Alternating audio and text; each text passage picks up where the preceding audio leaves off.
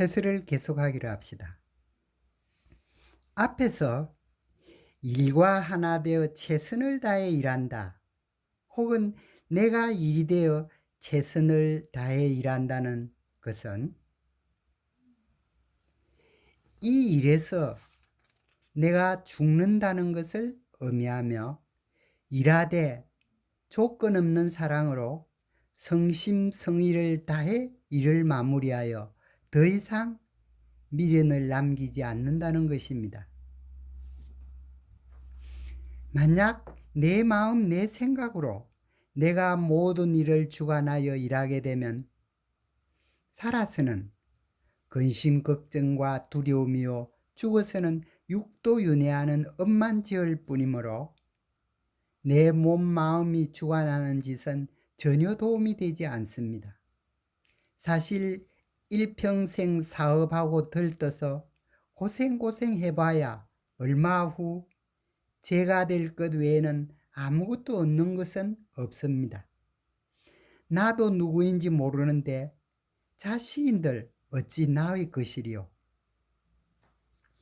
그러므로 나에게 주어진 일과 하나 되어 몸과 마음을 다해 최선을 다할 뿐, 이의 결과에 대한 손해와 이익, 성공과 실패와 같은 일체는 참 나에게 내어 맡기고 내 생각 없이 일하는 것입니다.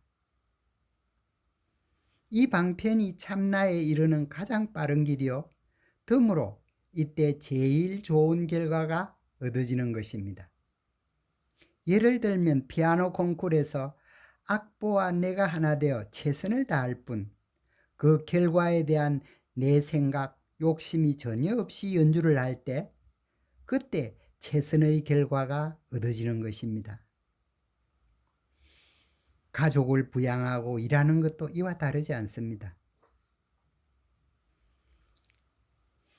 그러면 여기서 관세음 보살님은 깨닫고 나신 후 어떻게 참나와 하나 되었는지 문사수의 수행에 상당하는 3단계를 자세히 살펴보기로 합시다.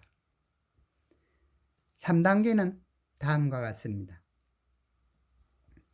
세존이시여, 제가 지성스런 마음으로 관세음 부처님께 공양하였기 때문에 부처님이 저에게 몽환 같은 이건으로 소리를 듣고 훈습함으로써 금강산매를 닦으라고 가르쳐 주셨습니다.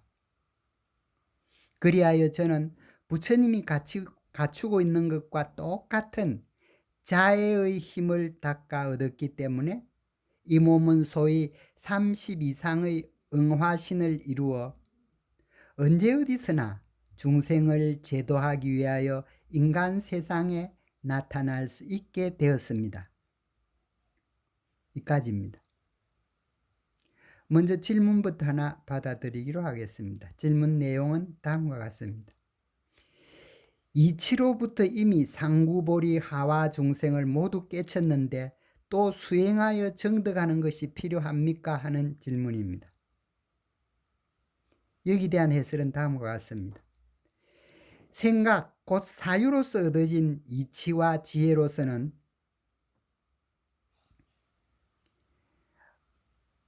업장, 곧 마구니입니다. 마구니의 방해를 당해낼 수 없어 실천행이 나오지 않습니다. 또한 생각으로 깨쳐서는 생각이 없는 참나에 이를 수도 없습니다. 지금까지 내용을 되돌아보면 앞에서 언급한 숨고 드러난 이치, 곧 언현의 이치에서 알 수 있듯이 참나는 유무한 몸이므로 다음 두 가지 특성을 동시에 간직하고 있습니다. 첫째, 참나는 유무한 몸이므로 유도 아니고 무도 아니기 때문에 본래 무일물입니다. 그러므로 모든 것을 부정하면 참나에 이른다고 볼 수 있습니다. 모든 것을 부정함으로 선사들은 이것을 살인금이라고 부르고 있습니다. 이것이 참나의 본체입니다. 두 번째, 참나는 유무한 몸이므로 인연 따라 유로 나타날 수도 있고 무로 나타날 수도 있습니다. 이 세상 모든 것을 긍정함으로 선사들은 이것을 활인금이라고 부르고 있습니다. 그러나 유 혹은 무로 나타나더라도 그 본래 모습은 유무한몸이라고 하였습니다. 이것이 참나의 작용입니다. 여기서 참나의 본체인 일은 이치의 이자라고 부르고 그 작용인 이는 사라고 부르고 있습니다. 참나의 본체와 작용의 차이점은 인연 따라 참나가 자신을 드러내어 보여주면 작용이요, 인연이 없으면 본체이므로 참나의 입장에서는 전혀 차이점이 없습니다.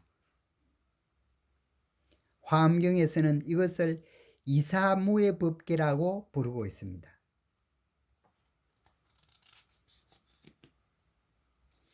여기서 알 수 있듯이 내가 참나에 이르는 수행의 측면에서 보면 참나의 본체에 따르는 1번과 작용에 따르는 2번의 두 가지 길이 있습니다. 물론 목표 지점은 이사무의 법계의 경지에 이르는 것입니다.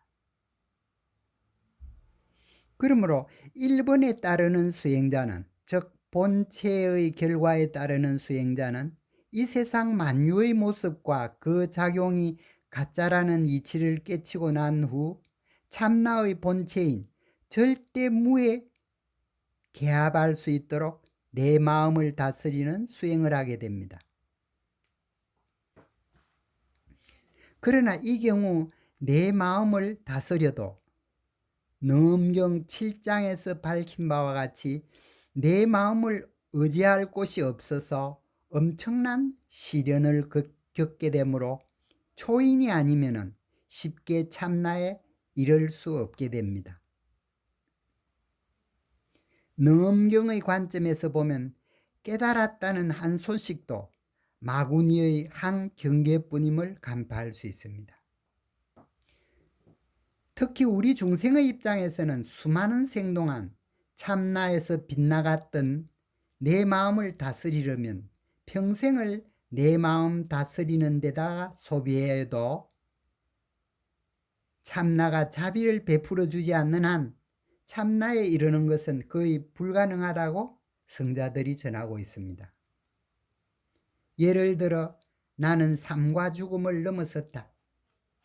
즐거움과 슬픔을, 배고픔과 목마름도 모두 넘어섰다. 나는 불변하고 절대무가 되었다고 고함쳐도 암에 걸리는 순간, 가시에 찔리는 순간, 돈과 이승과 근세의 유혹을 만나는 순간, 안식과 자유와 기쁨을 느끼는 순간, 모든 것이 자신의 생각대로 세상이 굴러가는 순간, 새로운 경계가 눈앞에 전개되는 순간,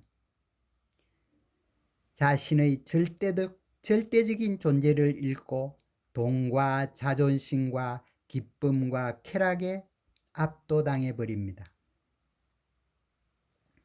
그 결과 망상에 사로잡히게 되고 업을 짓고 고통과 불행에 시달리게 됩니다. 그러므로 참나가 연민과 자비를 베풀어 주지 않으면 참나에 개합할 수 있는 사람은 아무도 없다고 전하고 있습니다.